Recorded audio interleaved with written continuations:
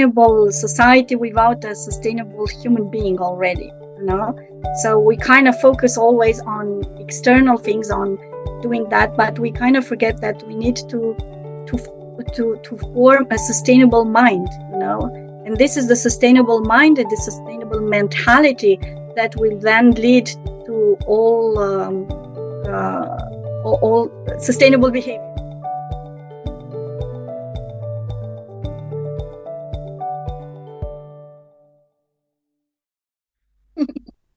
Isabella, I would be very curious. What would you say about this?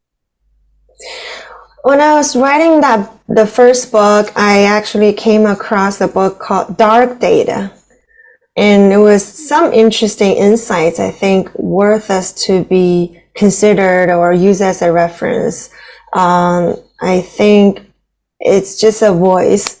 It could come from any channel, and any voice has its own perspective and position.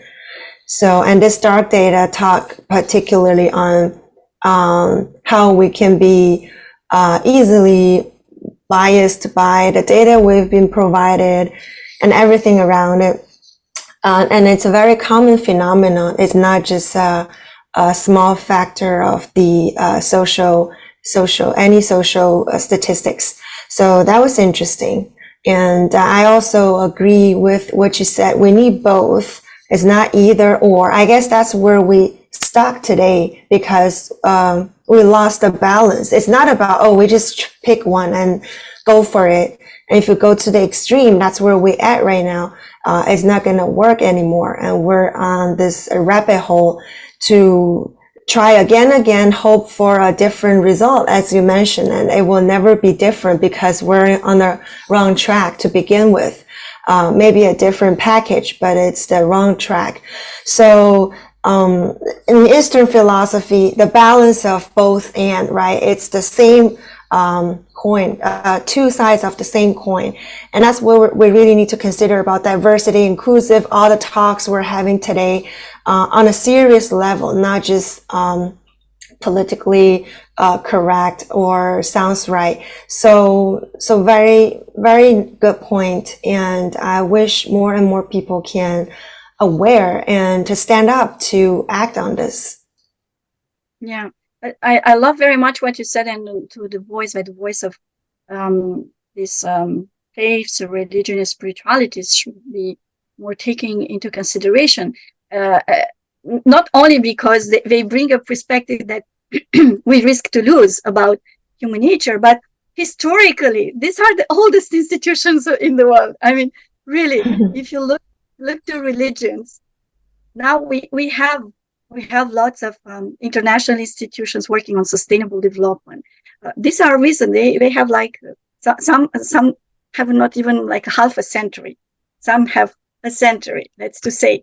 But religions are here from thousands of years, and they will be in the thousands of years when this institution will disappear completely. So I think that religions are the very vector of sustainable development and building sustainable societies and communities. And their voices should be heard at their true value and impact on societies. I was actually working a couple of years ago on a paper when I argue that what we call now the third sector, it means NGOs, so not neither public and neither private organizations. We call this the third sector, and faith-based organizations are part of this. If we are even those who funded the first, they were part of this third sector. So faith-based organizations, they were the first sector. That means they provided the public goods before the existence of state nation, which happened in 19th century, who were given healthcare to the public, to those who couldn't afford, because as a private good like health and education, you had tutors, private tutors. But we realized, this benefit it's a good thing for a society to have public education and public health. But these were already provided from a long time through religious institutions. either Christian, Jewish, or Islam. That was the community who organized themselves based on those religious values, and they provided those. But with the birth of state nations, these activities were taken over by the state, and the state became the third sector, and this religious institution, the fourth sector. And I argue that now, and mainly in sustainable finance, that the fourth sector is destined to become again the first sector for the simple reason that it has a long experience in balancing this interest, all the shareholder interest. It has this experience in balancing that, and I think this is why we sustainable finance actors have an interest in looking back on how faith-based organizations, they led their investment funds since more than a century ago. It started with the Quakers, actually, in the United States, when they refused to invest in harmful activities which were not aligned with Christian values, with their own values. And it became in the 50s quite well organized also in the Catholic faith, and then in evangelic, Presbyterian, and it became really a way of having consistent investing aligned with faith values. It started first by what we call a negative screening. It means refusing to invest in what it is not aligned with the faith, like weapons, drugs, or gambling, what we call, all this kind of industry they refuse to invest on. This is the screening, negative screening. And but in the same time, they're doing a lot of philanthropic activities in providing education, healthcare, and building community resilience, actually. And now we are on this transition to have also the positive screening, which is now formalized as impact investing. But this was done through philanthropies before. Now it is actually considered, because it has benefits and it brings a profit. So why not doing as an investment? And we have seen faith-based organizations ahead of sustainable finance movement. And now I think we are still at the moment where we see this like something very separated from the sustainable finance movement, because it's faith-based, it's based on religious, and these institutions have their own already established practices, and there is also the need to better communicate, between these actors, the theologians and the fund managers, or there is a need to reciprocal understanding of these two groups, and I think it's where will emerge the innovation. Because I think this is the final point, if I want to make it, is innovating. I do remember that I participated in the Vatican meeting in 2018, where all the faiths from all the world, together with big financial institutions like the World Bank, were together. And we reflected on sustainable finance and faith-based sustainable finance. And already at that time, I realized how difficult could be this dialogue at a certain point. I was in a group with people from the World Bank and people from faiths, and I had the feeling that there are two groups that spoke on different languages and they didn't really understood each other, but also not the desire to make the effort to understand each other. The faiths, we said, oh, we have this, the scripture says this and that, and we have to follow that. And the World Bank experts, we said, yeah, we need this financial requirements, financial criteria that we need to meet to have sustainable finance. And I advocated already at that time the need to kind of educate these two groups, the financial group on everything, it's religion and theology, and the theologians and religious experts on everything. It's financial, technical, financial aspects. So to understand that how we can really work together, and this is where I think the innovation will emerge. And I think we sort of have to move from multidisciplinary, right? You had different, let's call it disciplines. I know theology, I don't know if it's a discipline or not, but multidisciplinary to transdisciplinary. They have to talk one with the other. They have to have a common language before they even decide if they are, they agree, disagree, or areas where they have to agree. And you're describing very clearly this kind of challenge. And moving to FACE and ESG financing. And we already established that ESG is a strong E if we think in measurements and models and so on. And then we have an issue in SNG. And now you have green financing, which is relying on metrics to allocate funds, much less on SNG. SNG is really self-reporting right now. And sometimes it's greenwash, or many times it's greenwash, so it's positively reported, looking only at the positive side. The question is, how do you see the future of green financing, green bonds, in this context where we try to still maximize profitability and sort of leave this behind? And I know this is a huge political debate, for instance, in the US, much less I've sensed in Europe. So green financing and FACE. I love this question, and allow me to open it a little bit larger, because I have discussed with many people involved in this kind of financing, and the data also shows very clear there is a myth about the fact that sustainable finance it's less performant than classical finance, and there is a cost. A high risk with a low cost, which it's in financial terms absurd, because usually high risk it's associated with high returns.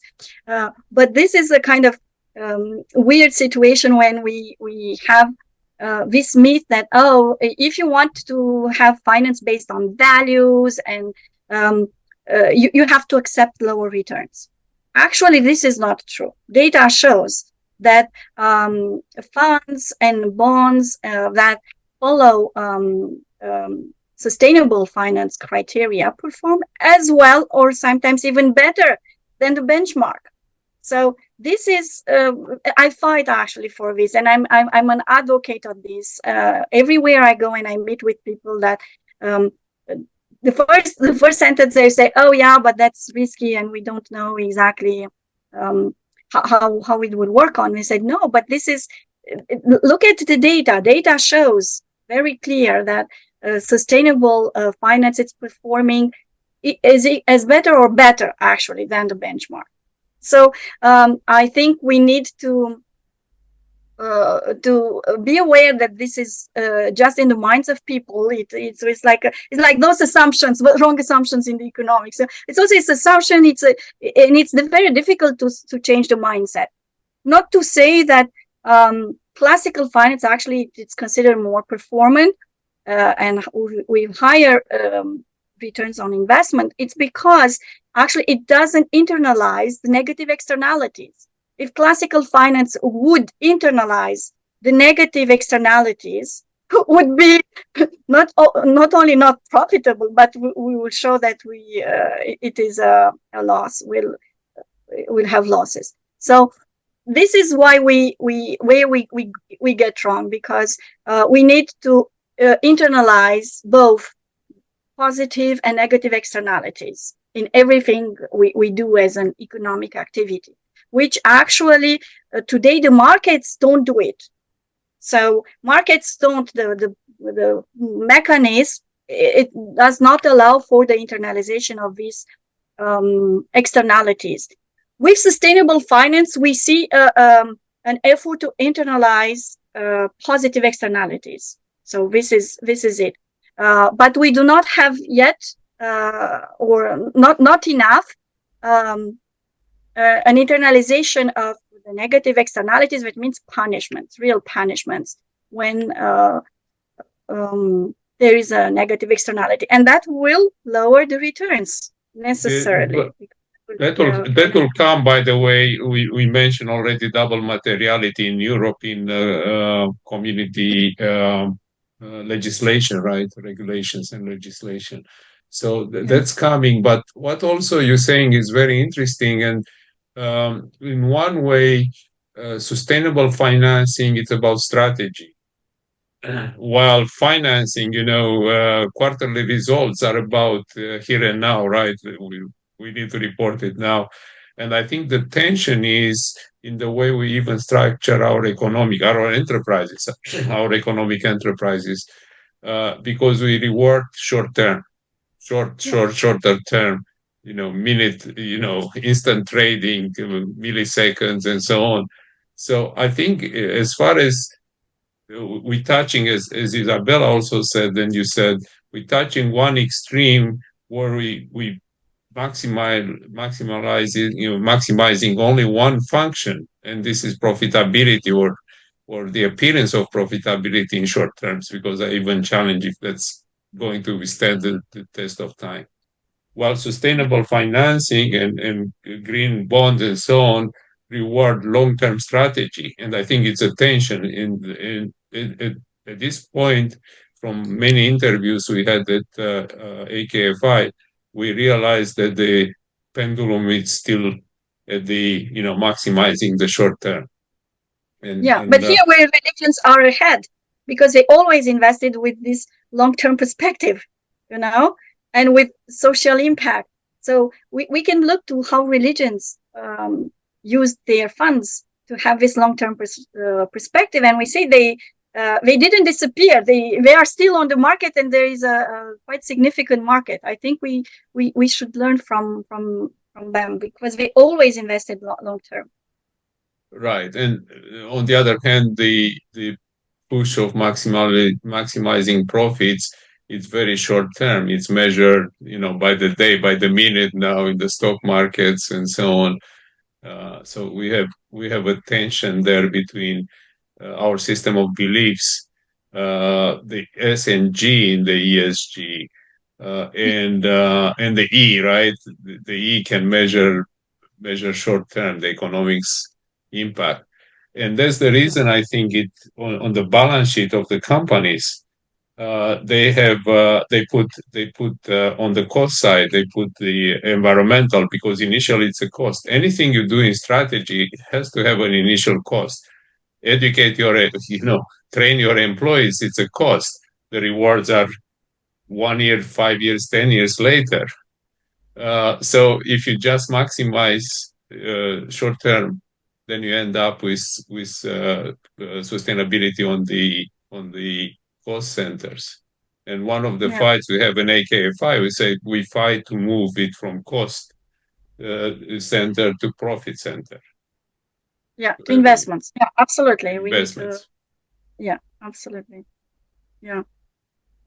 It is, I think, what we don't understand for the moment is that you can't have sustainable society without a sustainable human being already, So we kind of focus always on external things, on doing that, but we kind of forget that we need to form a sustainable mind, And this is the sustainable mind and the sustainable mentality that will then lead to all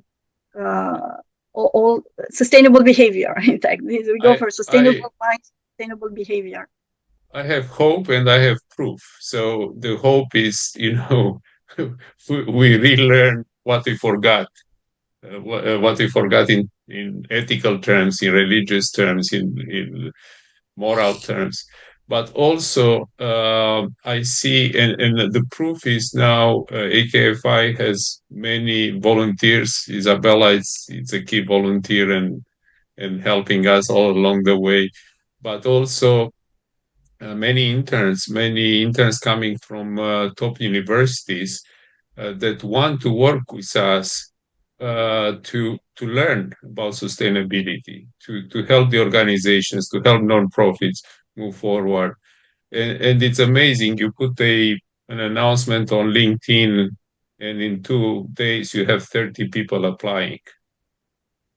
You know, more than probably apply for a classic job. So I see. I'm hopeful that things will change, and they'll change from the grassroots up. I love it. That's exactly from the bottom up. Yeah. Actually, where the two movements are necessary, bottom up and top down. Because otherwise it's not working. And I think, as you said, yes, the younger generations, it's more sensitive to do, and they would make life decisions than to engage only on that. And that will constrain the actors, economic actors and financial actors, also to adapt if we want to have them as clients and so on. So that's a good lever. Companies, especially high-tech companies that rely a lot of educated and mainly young people, they face pressure, economic pressure directly, because they cannot hire. They have to provide for social benefits, not only a salary, right? Allow family time, allow personal time, allow remote work. And there is, as you know, a body of literature about this movement. And I think that will also be a contributor to the sustainable finance and faith-based, social-based. I don't know if Isabella, if Isabella would like to add something. I'm sorry, Isabella. I think I'm monopolizing the conversation. No, very well said. I'm just enjoying the input from both of you. Yeah, I think you've mentioned more than enough to emphasize on this critical social change that we need to take action on immediately, as soon as possible. And it will be a long process. It's not about short term, and it will be challenging. So very well said. Yeah. Actually, speaking about the impact of Confucianism, I made a discovery a couple of years ago when I was doing my PhD, and I was very surprised, actually. So it was on public administration, and I studied the regions of different types of government structures and how the government is organized. And actually, I found that thanks to Confucianist values, for the first time in China, we and for sustainable reasons, to avoid, in fact, corruption and nepotism, it was decided that the people working for the emperor and in the empire, in the high functions, will be chosen only based on merits, on meritocracy. And it's when that was 4,000 years ago, when it started those exams that are so known now, the exams for the public service. And that were exams on philosophy, on calligraphy.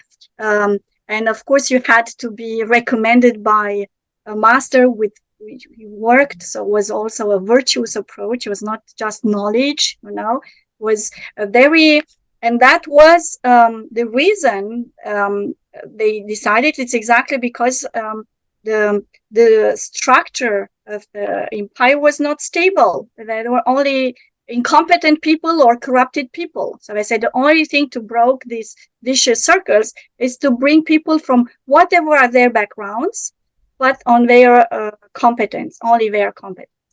And then actually later in the 16th century, 17th century, it was brought to Europe, and we actually followed the same kind of professionalizations, if we want, based on merits and on competence of the people working in the government structures. So this is Confucianism values has itself like sustainability implied in that, because the principles that are promoted can lead only to a sustainable society. Yeah. So I think from all faiths and religions and spiritualities, we have something to rediscover, as you very said, Manuel, to rediscover and to give the right attention and to learn something. Thank you. Yeah, you brought already many ways to, if you want to think differently. The first thing really in today's discussion was money is a social tool, not only as a single measurement, profitability maximizing one function. Of course, profitability measures social progress in one way. We measure progress on GDP per capita and all these indicators. We're not going to go there, how accurate they are today. But these indicators tend to represent only a single dimension. And as you mentioned, almost divergent from the initial intent of Adam Smith of human philosophy, really, and sort of starting to apply an apparatus. But we also pointed to the challenge that we don't have yet tools to measure ESG. It looks like more SNG, more we can discover it through analytical tools based on AI than we can discover it in empirical tools. Then we can discover it through mathematical apparatus. So much loved by most economists, as far as I can tell. So I love it too. I love it too, sincerely. I love mathematics because it helps to have a clear vision and a perspective of the realities. Mathematics, it's absolutely amazing if you use accordingly. And I would say it's not even mathematics per se that's the problem. It is the mind that uses the mathematics and the economic mind that uses the mathematics that is the problem. Just to tell you, for example, in my PhD, I wanted to measure something that it's invisible. It's altruism at the workplace, for social behavior, because I really wanted to give a clear contour of this phenomenon, which it's rarely acknowledged, and where it's acknowledged, it's never measured, and we don't know the impact of that. And I think that with the right theoretical background and with the right data, we can build mathematical models that shows that and measure correctly this phenomenon, this invisible social, everything is social, it's invisible, you can't really, but we can now, we need to just to make the effort to have this, as you very well said, transdisciplinary approach. And I understand the difficulty myself. I did a full background with bachelor and master in economics, in theology, and in public administrations, with training in statistics, in econometrics, psychometrics, with training in theology, in hermeneutics, being able to read original languages. I understand the difficulty to be, but that's why I engage in this kind of activity in building metrics, because I feel that based on my scientific background, but also this professional experience that I have recently on impact investing and sustainable finance, I can actually, at a certain point, understand the difficulty of these different actors that don't understand each other, and itself the difficulty to find the metrics. In any meeting I participate on sustainable finance, either it's with religion or without religions, the same problem every year appears as the main problem: the lack of standardized measure, the lack of metrics, the lack of, I would say it is normal for the moment. We are looking for that. We need to work on that. And that's why meeting with all the actors together, it will allow to find the right metrics and the right models for that. So I'm working both at the universities, with the universities on that, and I'm starting research projects on metrics, on faith-based impact investing. and also work with companies. So they are like my co-base.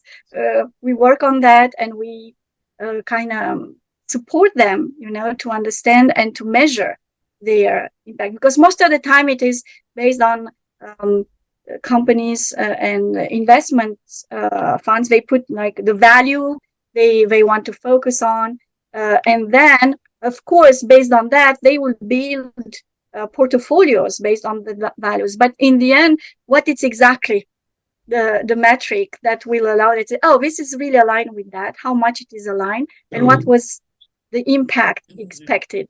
So I don't know if you studied, but there are some I mean unorthodox, not in a religious sense, but in a scientific sense, thinkers like Judea Pearl, which is a computer scientist, and he says, mass, especially when applied to physics systems, has this cause-effect relationship when you put the equal sign, right?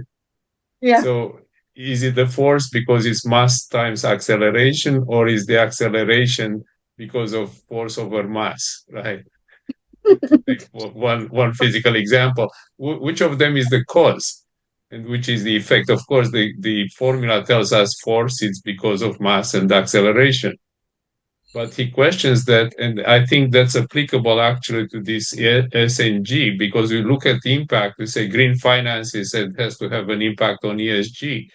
Well, how do we isolate impact on a very complex system?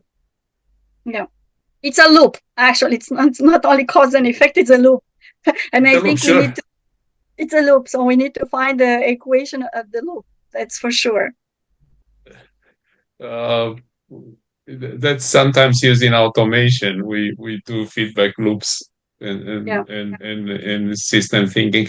But I would like to turn back to Isabella. We had a tremendous discussion today.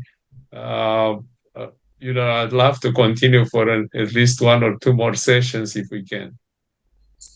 Thank you, Nicoleta, for everything you generously sharing today. And it's really, really lovely conversation, I would say, very heart-touching, and mentioned on how to connect this human factor to this metrics, to the cold data, and how can we combine and leverage both as a balance act. Thank you very much. And thank you all to my audience. Make sure you're tuning in every week for a new episode of AKFI's Actionable ESG Talk series, where you can gain new perspectives on how to mitigate risk and create value by integrating ESG, sustainability, and digital transformation. Thank you all. Until the next time. Goodbye for now. Bye, Manuel. Bye, Nicoleta. Thank you, Isabella. Bye, Thank you, Nicoleta. Goodbye. Thank you. Bye-bye. Bye.